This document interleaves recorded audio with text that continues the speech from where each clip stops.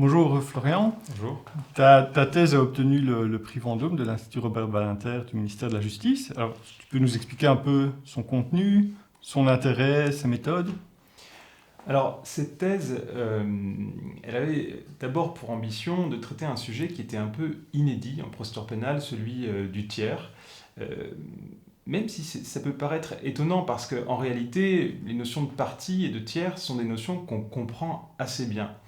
En réalité, c'est des notions qui ne sont pas utilisées dans les textes et qui méritaient, d'après moi, en tout cas pour celle de tiers, une étude à part entière. Et cette étude, j'ai décidé de la mener en procédure pénale, en élargissant un peu le champ dans des matières qu'il avait peut-être davantage traitées, comme la procédure civile, voire le contentieux administratif. Et cela m'a donné un matériau assez intéressant pour vérifier que cette notion ait une acception assez uniforme, finalement, dans les différentes matières du droit, et pour voir si le procès pénal avait une singularité ou pas en fonction de ces notions, pour tirer ensuite le sujet vers la question des droits à allouer au tiers. Et même si cela, encore une fois, peut étonner, eh bien, le tiers peut se voir reconnaître des droits dans le procès pénal comme dans les autres procès. Donc l'idée était d'identifier ces droits et peut-être d'essayer de les rassembler dans une catégorie unique que j'ai appelée le droit de réaction du tiers. Et alors, qui sont ces tiers? Parce qu'on se doute bien que ce n'est ni l'accusé, ni la partie poursuivante, d'autres personnes? Alors oui, en réalité, c'est une méga catégorie qui permet de faire entrer toute une multitude de personnes, parce que par définition, la dénomination tiers, la qualité de tiers, c'est une qualité qui est résiduelle, c'est-à-dire que ce sera toutes les personnes qui n'entrent pas dans le cadre, et le cadre c'est celui de partie. Donc toute personne qui n'est pas partie peut être considérée comme un tiers, mais à l'intérieur de cette grande catégorie de tiers, il y a évidemment des exemples de personnes qui peuvent avoir un intérêt plus ou moins grand à entrer dans la procédure. Pour être très concret, cela peut être un assureur qui aurait intérêt à défendre ses intérêts dans le procès pénal, qui serait mené contre un individu qui aurait eu un accident de la circulation, qui aurait entraîné un homicide involontaire ou des blessures involontaires. Cela pourrait également concerner des personnes qui disposent de biens qui viendraient à être saisis ou confisqués dans la procédure pénale, alors que eux-mêmes ne sont pas mis en cause. Et donc, très rapidement, on a tout un panel de personnes qui peuvent entrer dans cette dénomination de tiers, et la question c'est, est-ce qu'ils ont des droits, et est-ce qu'ils en ont assez? Et donc, ils ont un droit de réaction. Alors, comment peuvent-ils réagir? Alors cette réaction, elle se fait en réalité de différentes manières. Dans ma thèse, j'ai identifié une réaction que je nomme a priori et une réaction a posteriori, à savoir que le tiers bénéficie du droit d'abord d'intervenir dans la procédure avant que le jugement soit rendu. Cela lui permet bien souvent d'acquérir finalement la qualité de partie, donc de perdre sa qualité de tiers, et d'obtenir des droits qui sont ceux d'une partie. Cela lui permet de préserver ses intérêts, notamment de demander la restitution du bien qui a été saisi lors de la procédure. A posteriori, ce sont principalement des voies de recours, donc des mécanismes qui permettront au tiers de venir combattre les effets du jugement qui lui portent préjudice.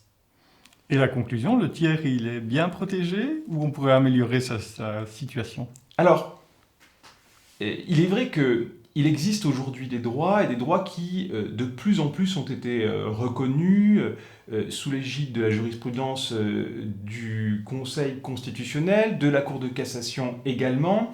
Donc je constate une amélioration dans les droits du tiers, notamment en matière de saisie et confiscation, puisque c'est là le gros du contentieux aujourd'hui. Maintenant, tout n'est pas forcément cohérent et tout n'est pas forcément suffisant. Et en cela, la thèse essaye de prendre différents tiers et d'expertiser finalement leur situation vis-à-vis de leurs droits.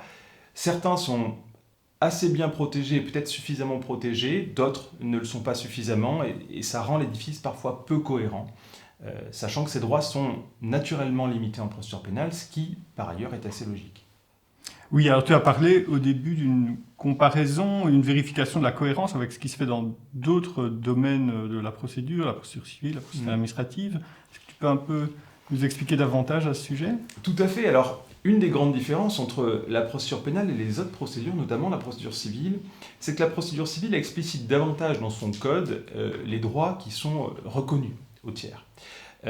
Par exemple, le droit d'intervenir, c'est-à-dire de se joindre à la procédure et de devenir une partie à cette procédure, c'est un droit qui est directement consacré par le Code de procédure civile. L'intervention y est définie, c'est un mécanisme procédural qui existe dans ce code, alors que dans le Code de procédure pénale, il n'y a aucune mention à cette intervention. Donc une des questions, ça a été notamment celle de savoir est-ce que cette intervention que l'on identifie en procédure civile existe également en procédure pénale. Et la thèse permet de démontrer que tel est le cas. Même si on ne la nomme pas, cette intervention existe. Donc, en réalité, il y a beaucoup plus de points communs entre ces procédures qu'on ne pourrait le penser à la seule lecture des textes.